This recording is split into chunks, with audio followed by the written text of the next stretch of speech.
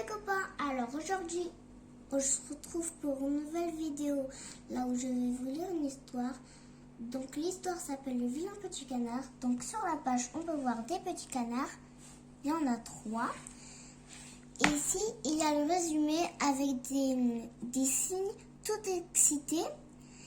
Donc, il y est écrit ici rejeté par tout le monde parce que considéré comme laid et maladroit, un petit canard triste et solitaire ne sait plus vers qui se tourner pour trouver une famille prête à l'adopter. Mais un jour, sa rencontre avec des signes majestueux va lui révéler qui il est vraiment. Donc là, on a fini de lire le résumé, donc je vais vous lire la vraie histoire. Donc, comme je vous ai dit, l'histoire s'appelle Le vilain petit canard. Il y a aussi une autre page avec écrit Le vilain petit canard. Donc, l'histoire commence. Il était une fois une canne qui couvait ses œufs et qui s'impatientait de les voir éclore. Enfin, ils commencèrent à bouger. Peu à peu, un bruit se fit entendre. Cric, cric, cric. Les uns après les autres, les canetons cassèrent leurs coquilles et sortirent leurs petites têtes.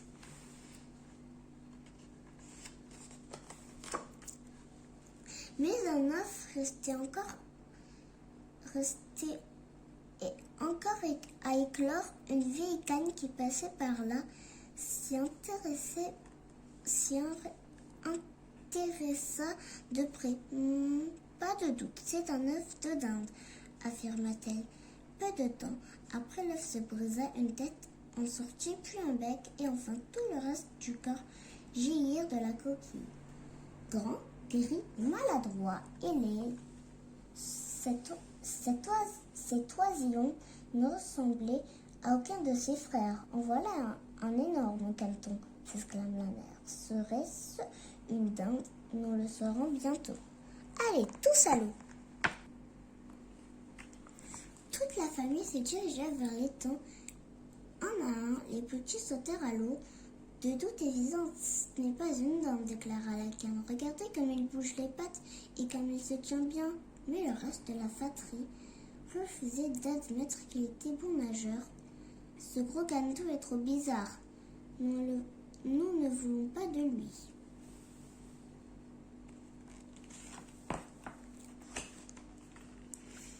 Humilié et rejeté, le petit canard décida de s'en aller. Il sauta la barrière et marcha toute la nuit sur ses courtes pattes. Au petit matin, il rencontra quelques oies cachées dans les hautes herbes au bord d'un marais. « Qui es-tu » l'interroge-t-elle. « Je ne suis pas un caneton, » leur répondit-il. « Alors je suis peut-être l'un des vôtres.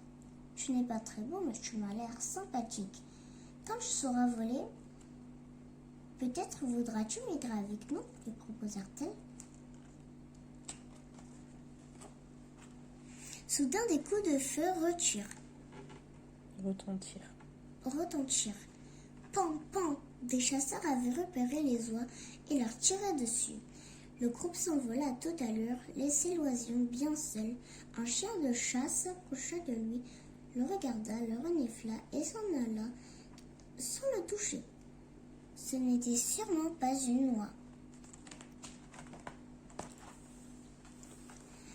Le petit canard partit en courant et se dirigea vers la ferme d'une vieille femme. Celle-ci, dont la vue était mauvaise, le prit pour une grosse canne égarée.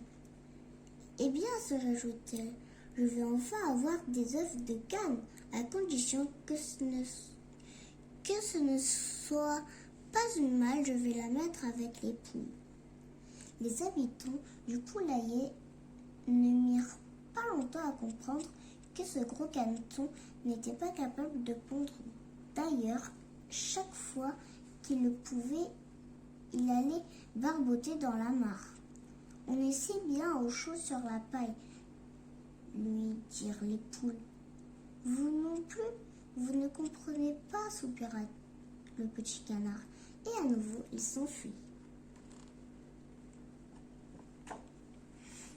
L'automne arriva et la forêt se teinta de sublimes couleurs. À la tombée de la nuit, le petit canard vit approcher un groupe d'oiseaux magnifiques, aux cous longs et élégants, et d'une blancheur éblouissante. C'étaient des cygnes qui se posaient au sol pour se reposer un moment. Comme ils sont beaux, s'exclame l'oisillon.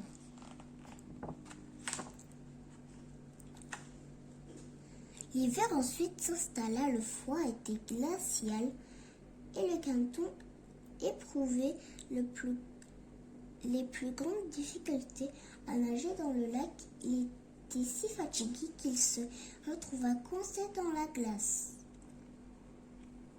Par chance, un paysan passa par là, sauva l'animal et le ramena à la ferme où ses enfants jouèrent avec lui. Mais le petit canard craignait qu'on lui fasse du mal, sauta par la fenêtre et s'échappa.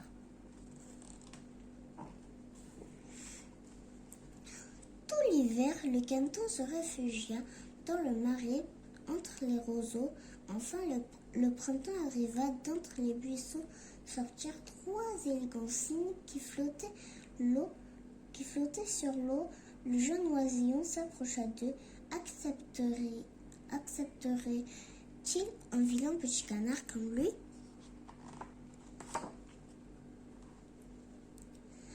Timidement, le canton s'avança vers la rive et fut très surpris en voyant son reflet dans l'eau. Quelques mois s'étaient écoulés depuis que sa coquille s'était brisée et l'animal, autrefois si laid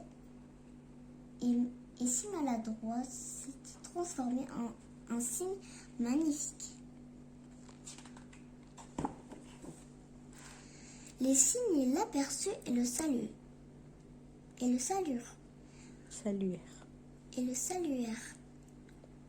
Voilà un nouveau, s'écria-t-il. Et tout ravis applaudirent, dansèrent et se tinrent de joie.